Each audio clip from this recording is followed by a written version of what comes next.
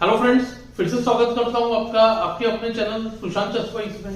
आज का टॉपिक है अलापिंग सिसिलियन का और हम देखने जा रहे हैं आज तीसरा लेसन उस पर। और एक इंटरेस्टिंग वेरिएशन है ब्लैक का, बहुत इंपॉर्टेंट साइड लाइन है, उसको हम कवर करने जा रहे हैं। तो जल्दी से पोजीशन पर चलते हैं। E4, C5, C3 और ब्लैक जो है अभी तक हमने D5 लाइन पे फोकस किया था। ब्लैक के पास यहाँ पे 3 या 4 और साइड लाइन्स है, एक D6 है, दूसरा E6 है और तीसरा यहाँ पे G6 है। और NC6 अक्सर जो है D4 के बाद CD D5 करके जो D5 लाइन है उसमें सीधा ट्रांसपोज होता है। तो यहाँ पे ब्लैक ने G6 खेला। अक्सर मैं क्या करता हूँ, गेम स्टडी कर रहा हूँ। आज हम इस वेरिएशन के जो लाइन्स है उसको सीखने जा रहे हैं। तो G6 को व्हाइट करता है D4 और यहाँ पे ब्लैक के पास दो ऑप्शंस होता है कि D5 को करना जरूरी है, नहीं तो व्हाइट का सेंटर बहुत अच्छा रहेगा। इसके लिए ब्लैक आइदर यहीं पे D5 करता है, नहीं तो फिर CD4 करके D5 करता है। तो दोनों लाइंस बहुत इंपॉर्टेंट है और दोनों ही सेटअप्स के अगेंस्ट में कुछ इंटरेस्टिंग और स्टैंडर्ड आइडिया दिखाने जा रहा हूँ। स्टैंडर्ड इसके लिए कि हमें थोड़ा सा नॉन टाइप ऑफ पोजिशन आएंगे और इंटरेस्टिंग यानी कि थोड़ा सा हटके भी होगा। तो चलिए देखते हैं कैसे हो सकता है ऐसे। सबसे पहले हम कवर करते हैं CD4 D5 को। CD4 को मैं इमीडिएट करना जरूरी नहीं समझता हूँ। इससे क्या होता है, नाइट को C3 पर जगह मिल जाता है जल्दी से। इसके लिए शायद ब्लैक जो है CD डिले करना चाहिए। हम जो लाइंस करेंगे उसमें व्हाइट E5 नहीं करेगा, क्योंकि E5 करने से F5 का स्क्वायर तुरंत ब्लैक के हाथ में आ जाता है और D4 का बेस्ट पॉन है, उस पर अटैक कर सकता है ब्लैक। तो E takes D5 ये आता है स्टैंडर्ड कारोकान के कुछ लाइंस में से ऐसा पोजीशन। अब यहाँ पे ब्लैक आइदर BG7 कर सकता है या तो फिर पहले NF6 कर सकता है। पहले NF6 करने से स्टैंडर्ड कारोकान पैनामोटोनिक का उसमें जो G6 लाइन होता है उसका व्हाइट करता है NC3। यहाँ पे BG7 मेन लाइन है। सबसे पहले देखते हैं ND5 को बिशप C4 नाइट पर अटैक, और यहाँ पे नाइट टेक C3 ये ज्यादा से ज्यादा खेला जाता है, पर यहाँ पे एक बहुत ही इंटरेस्टिंग मूव आता है QB3। नाइट को छोड़ दिया, लेकिन BF7 का सीवियर थ्रेट है, तो ब्लैक जो इस नाइट को बचा नहीं सकता है। अगर नाइट E4 करेगा तो बुरी तरह से लॉस्ट पोजीशन आएगा। पहला छोटा सा ट्रैप है, हम इसको हार्डली ट्रैप कहेंगे, क्योंकि देखिए बहुत ही खराब पोजीशन आने वाला है। तो ये तो कोई भी प्लेयर पहचान ही लेगा। KD7 उसको क्वीन E6 चेक, KC7 को क्वीन टेक्स E4 या तो फिर क्वीन E5 चेक में रूक भी ले सकते हैं, तो व्हाइट विनिंग हो जाएगा। यानी कि यहाँ पे E6 करना पड़ेगा। तो हमने देखिए E6 G6 दोनों फोर्स करा दिया, तो F6 का स्क्वायर वीक हो गया। उसको B टेक्स C3, उसको बिशप G7 आते ही बिशप A3, ये भी एक स्टैंडर्ड आइडिया है। अब कैसल स्टॉप हो गया, तो अगर फिर से बिशप F8 आना चाहे तो व्हाइट जो है रूक D1 करके बहुत जल्दी D5 ब्रेक कर देगा और ये पोजीशन क्लियरली बेटर हो जाएगा। बिशप F8 करने से भी यहाँ पे व्हाइट का कैसल ब्रेक हो जाएगा। तो मोस्टली कोई भी ब्लैक प्लेयर ओपनिंग में से इस तरह का पोजीशन नहीं चाहेगा, इसलिए यहाँ पे ब्लैक मोस्टली BG7 करता है। यह आ गया एग्जैक्ट पैनामोटोनिक का स्टैंडर्ड पोजीशन। मैं कारोकान के मूव ऑर्डर से कैसे ये आता है डिस्क्रिप्शन में लिख दूंगा। जिनको कारोकान के अगेंस्ट इस लाइन के बारे में जानना हो वो भी देख सकते हैं। अब यहाँ पे व्हाइट को जरूरी है कि नाइट D5 इजीली होने नहीं दे। दूसरा एक प्रॉब्लम है, अगर बिशप C4 QB3 से इस पॉन को बचाए तो ब्लैक कैसल ND7 NB6 आता है और फिर बिशप F5 BE4 करके D5 का पॉन बाय फोर्स ले लेता है। तो आइसोलेटेड पॉन के सामने ये बिशप का देखिए पावरफुल अटैक बना रहेगा और ये लाइन थोड़ा सा प्रॉब्लमेटिक है व्हाइट के लिए। अगर ब्लैक को इतना इजीली ND5 मिल जाए तो ये बहुत इंटरेस्टिंग लाइन होता है। पर यहाँ पे व्हाइट करता है BB5 चेक। ये भी लाइन बहुत इंटरेस्टिंग है व्हाइट के लिए, बहुत अच्छा प्रैक्टिकल चांसेस है। देखिए सबसे पहले BD7 करने से QB3 और D5 का पॉन परमानेंटली बची जाएगा। व्हाइट BG5 NE2 का NF4 से D5 को बचा देगा। तो ब्लैक प्लेयर्स यहाँ पे ND7 करते हैं ताकि कैसल BD7 के बाद में जैसे मैंने बताया बिशप F5 BE4 BD5 से पॉन रिकवर हो। लेकिन यहाँ पे व्हाइट जो है गुड मूव D6 कर देता है, स्ट्रक्चर को ब्लैक का खराब कर दिया और पॉन रिटर्न कर दिया। E takes D6 almost forced, उसको क्वीन E2 चेक। देखिए अब ब्लैक का जो पोजीशन है थोड़ा मुसीबत में आ गया। क्वीन E7 फोर्स्ड, और यहाँ पे गुड मूव बिशप F4। और यहाँ पे काफी लोग D5 करते हैं पर D5 मिस्टेक है। D5 करते ही देखिए BD6 हो सकता है, उसको क्वीन E2 नाइट E2, और आप देखोगे कि D5 का बहुत मुश्किल में आ रहा है। तो queen takes E2, knight takes E2, और यहाँ भी काफी लोग D5 करते हैं। D5 को दो ऑप्शन है, एक तो बिशप E5 करना, इसमें इंस्टेंट थ्रेट है। देखिए BD7 BF6 लेके हम D5 का पॉन ले लेंगे, तो कैसल करने पर D5 का पॉन शायद चला जाएगा। और दूसरा यहाँ पे व्हाइट चाहे तो BD6 करके BF8 फोर्स करा के फिर BE5 कर सकता है, ये भी आइडिया इंटरेस्टिंग है। और ज्यादा स्टैंडर्ड टेक्निक जो यहाँ पे आउटराइट BE5, व्हाइट का पोजीशन यहाँ पे क्लियरली बेटर है। तो इस पोजीशन से भी आप देखो ब्लैक को ज्यादा तकलीफ ही होने वाला है, तो ब्लैक प्लेयर्स शायद इसको अवॉइड करना चाहेंगे। वैसे इसके गेम्स बहुत इजीली होते नहीं है, एक दो बार मेरे ब्लिट्ज गेम्स हुए जिसमें मेरा अच्छा पोजीशन आया है।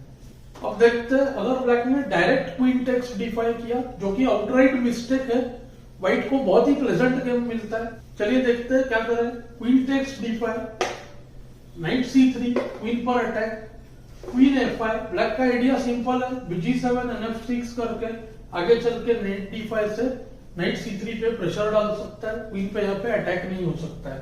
तो व्हाइट सिंपल करेगा, बिशप C4, F7 पे प्रेशर, यहाँ पे तुरंत BG7 करने से QB3, F7 पे अटैक, E6 फोर्स्ड, तुरंत D5। और आप देख सकते हो कि ब्लैक का जो पोजीशन है काफी मुसीबत में है। E टेक्स D5 के बाद बिशप D5, F7 पे और B7 दोनों जगह पे प्रेशर है।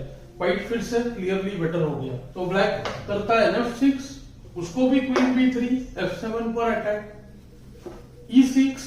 अब पहले NF3, BG7, किंग को सेफ करने के बाद ही D5 होगा, क्योंकि C3 का नाइट पिन में है। तो कैसल, उसको कैसल, और फिर से D5। बहुत ही इंटरेस्टिंग और थोड़ा अलग सा पोजीशन आ गया। देखने में लग रहा है मल्टीपल एक्सचेंजेस होंगे, लेकिन आप देख सकते हो कि ED, knight D5, knight takes D5, bishop takes D5 के बाद व्हाइट का पोजीशन बहुत ही ज्यादा प्लेजेंट है।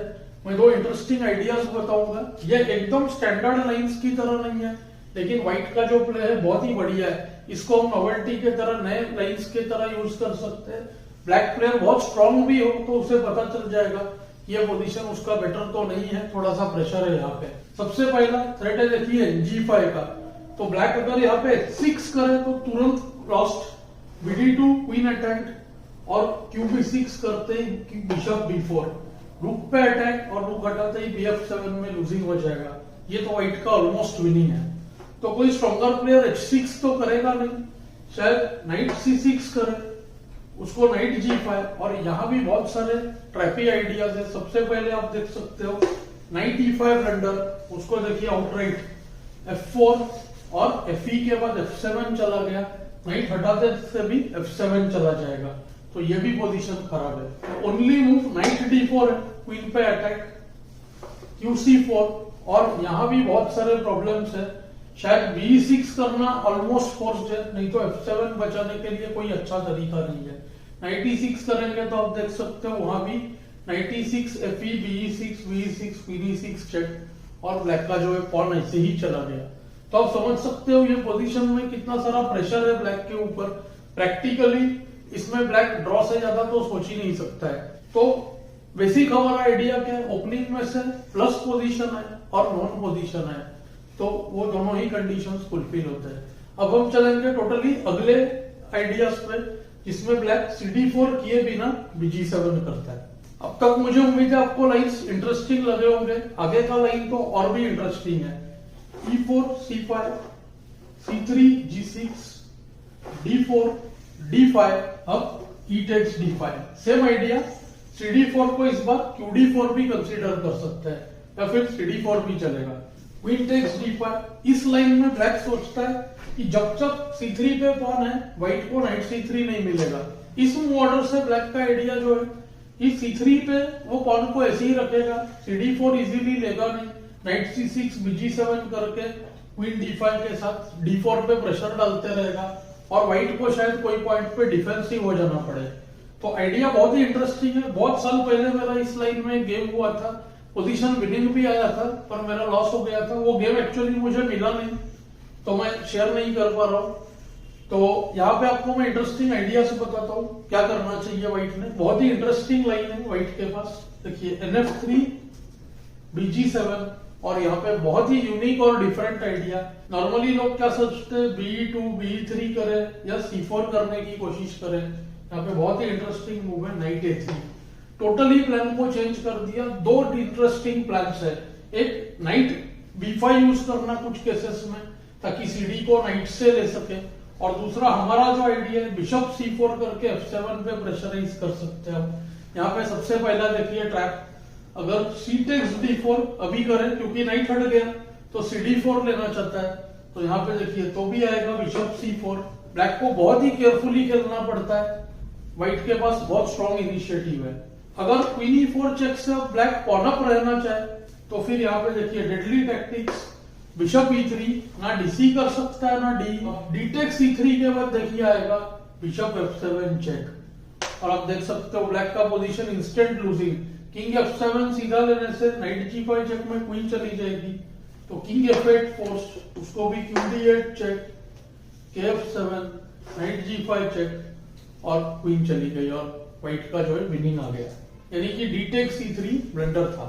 यानी कि अब E6 करना पड़ेगा शायद, और E6 करते ही व्हाइट कर सकता है नाइट B5। फिर से देखिए मल्टीपल थ्रेड्स NC7 ND6 दोनों का कैसल ब्रेक होने वाला है। और आप देख सकते हो कि ब्लैक का पोजीशन जो है टोटली एकदम आप कह सकते हो मेसी है। क्वीन C6 करने पर यहाँ पे नाइट टेक्स D4। व्हाइट का इनिशिएटिव बढ़ते ही जा रहा है, हम कह सकते हैं ऑलमोस्ट विनिंग पोजीशन है। आगे चल के बिशप F4 से NC7 और ND6 उसमें से रुकेगा ही नहीं। तो फाइनली बचा यहाँ पे बिशप C4 को क्वीन का मूव QD8 ये करना ऑलमोस्ट फोर्स्ड है। और यहाँ पे भी हम देख सकते हैं कि व्हाइट गैम्बिट स्टाइल में खेल सकता है, या तो फिर सिंपल देखिए NB5 करें। गैम्बिट स्टाइल को इसको पूरी तरह से नहीं कह सकते क्योंकि DC3 के बाद ये पोजीशन मैं समझता हूँ बहुत ही खराब है। BF7 में विनिंग है ऑन द स्पॉट, और अगर नहीं होता ऐसा टैक्टिक्स तो QB3 करके भी खेल सकता था। तो इसके बाद देखिए दो मुसीबतें, एक तो बिशप F4 आ रहा है, नहीं तो फिर नाइट टेक्स D4 में पॉन तो रिकवर हो ही जाएगा और QB3 आइडिया भी साथ ही में उसके पास है। तो ये पोजीशन आप देख सकते हो कि कितना बढ़िया है। तो इसी के साथ हमने G6 का जो साइड लाइन है, अपोनेंट हमें सरप्राइज करना चाहता है, उसको ही सरप्राइज करने का कोशिश किया है। मुझे उम्मीद है आपको इस लेसन में से कुछ नया सीखने मिला होगा, और ओपनिंग्स को किस तरह से प्रिपेयर करते हैं उसके लिए भी कुछ आइडियाज मिले होंगे। मुझे कमेंट्स में जरूर बताएं। Thanks for your time.